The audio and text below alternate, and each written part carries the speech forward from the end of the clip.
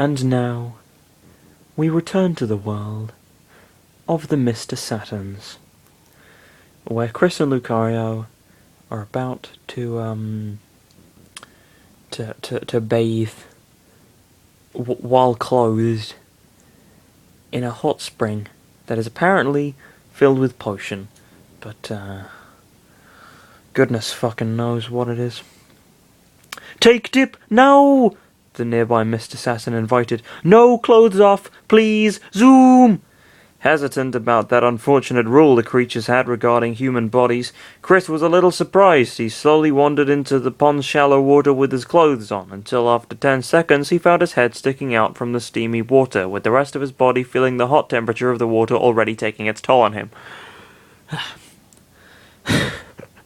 It's a terrible sentence though. After a relaxed sigh, Chris heard footsteps waddling into the water, where he turned to the south and saw Lucario getting in. The Aura Pokemon had to wander a little further into the pond, where it was much deeper, though he had to kneel down to at least have his upper chest floating above the warm water. "This actually feels really nice," Chris commented to Lucario. "What do you think? I hope it's not so hot on a steel type like you." Lucario smiled and went so far as to wet his face with the water using both hands. "It's not so bad on me. The hot temperature isn't annoying, unlike getting all sweaty under the sun," he said as he too sighed with pleasure. "It makes me want to meditate in the hot spring for a long time." "Well, don't. I don't know if our bodies can handle the heat for a really long time. It's only good for like half an hour. I really don't know how to properly make the most out of this. The only times I've ever seen hot springness is during anime episodes. All of those will always involve hijinks, with guys trying to spy on the girls," Chris said. I mean, he isn't wrong. That's a fairly common staple of the medium. Chris stared long at Lucario stared long at Chris. "Would you do that if there were—" "No!" It was hard to tell if Chris was blushing because of the heat or because of the embarrassment. "I'm not a pervert.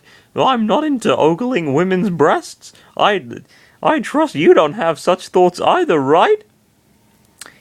That's because he only wants you, Chris. "I'm safe on that regard. I don't have a fixation on breasts." Lucario closed his eyes and thought. "I believe us Pokemon have other assets to focus on when picking our mates." He blushed under the steam and looked away. Like the females of some breeds of Pokemon have like smaller ears or whatever, or like slightly different color wings or something. Is that the Pokemon find that to be really hot? Just like, oh man, babe, you got some small ears. Holy shit! Oh, oh, oh. So I imagine, I like to think that's what happens. He blushed under the steam and looked away. He wasn't much interested in talking about picking his ideal mate yet, but the conversation made him speak about it anyway. "I can't really think of anything your kind likes to see in other girls. You're not like us humans who share the same body shapes," Chris said. "I don't mean to prude too much into this, but what do Pokemon seek in an ideal mate?" Oh boy, we're gonna have this conversation. Okay, well, I guess, I brought it up. I guess it's time to discover for ourselves. Well, I think a good personality would probably be someone strong. Sorry, Chris, but I'm not so used to thinking about stuff that should be second nature to other Pokemon. Lucario apologized. "I feel inadequate. I've lived and learned so much about your world that I feel a little detached from my world of origin." Feeling sympathy for Lucario, Chris thought a bit about what they were doing right now, enjoying a hot spring scene in a world they were never going to get to through normal means. If that meant anything, it meant that anything was possible. "Do you think we will ever get to visit your home world while we're out here?" Lucario blinked in surprise at the idea. "Huh, it could be very much possible if we think logically about what's happening to us right now." He smiled a bit and looked up at the sky through the steam clouds. "I could possibly go back to Sinnoh for real, and even perhaps try to locate my family to get to know them." We could even embark on a badge quest and defeat strong trainers. I don't know about that last part, Chris said, as Lucario stared a little taken off guard at the denial. It's a little too soon to have me and you go on that kind of adventure. The idea of catching Pokemon and traveling to a big region completely unsupervised doesn't seem that hot to me now that it can be a thing. And besides, he shook his head and sunk himself a little deeper. I don't have much of a head to be thinking about that now, Lucario. I'm really sorry for shutting you off on those wishes of yours. Ellipsis. Lucario looked down until he frowned at himself and forced a smile at Chris. For now, you're right. I forgot you're in this hot spring to avoid thinking of stressing things. Sorry for trying to imply dangerous adventures with my wishes. The teen-turned boy chuckled heartily. It's fine. I still like to look at you getting all excited to do all that, when you have the chance to do them at last, and me being there feels like a true dream come true. As opposed to a false dream coming true? I don't know. Lucario chuckled. I wouldn't begin to think how any of that would be fun without you around. It's true that many things in life are better when others enjoy it with you. He felt a little drowsy and leaned on the dirt wall behind him. I thought he was in, like, the middle of the pool. How does that work? All I want to do now is enjoy this hot spring with you in it. With you in it. The teen nodded and also leaned his back on the dirt wall behind. It feels so much better knowing that. It feels much better knowing that. Oh, goodness, this hot spring is so divine. He sighed out loud and closed his eyes, which Lucario also did. I have this big urge to build a custom one in our house.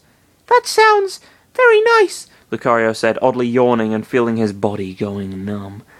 It does. Just imagine how much time we could lose just using that every day, multiple times without taking a break.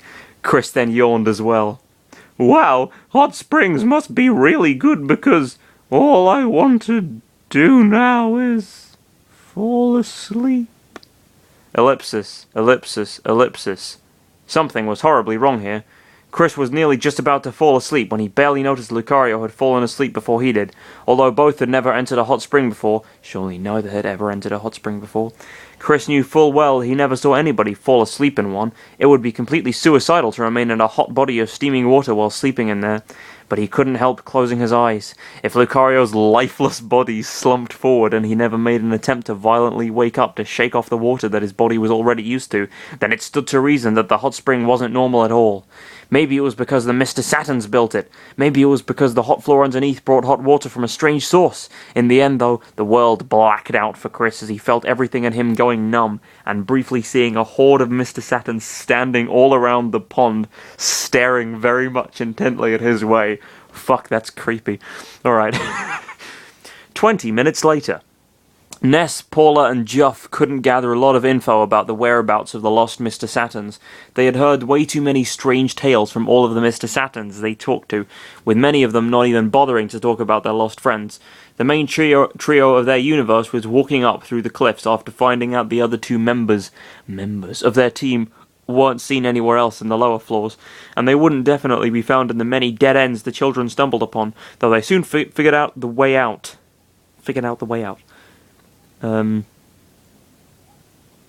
this one Mr. Saturn kept being paranoid about feeling something on the top of his head until I told him it was his ribbon, Ness narrated to the other two. It wasn't funny when he followed me around and I had to keep reminding him about it. Short-term memory loss should have been applied on the stalking part. What? Whatever. I'm certain Paul and I have some stories about our run-ins with the rest, but I'd rather not talk about what I went through, Juff commented as they came out of the cliffs and were nearing the top. I saw you combing what little hair those 10 had, Paula said blankly. Juff grumbled and gave up on hiding it when Ness shot him with a dull look. What? They surrounded me and kept blocking the way with a comb. It was contemplating the thought of kicking them away and get us on their base side, or heed to their stubborn demands. I'm sure you would have done the same, he said. I would have tossed them around with my mind without making it look like so obvious it was me, Ness said. That's fucked up. You're a prick.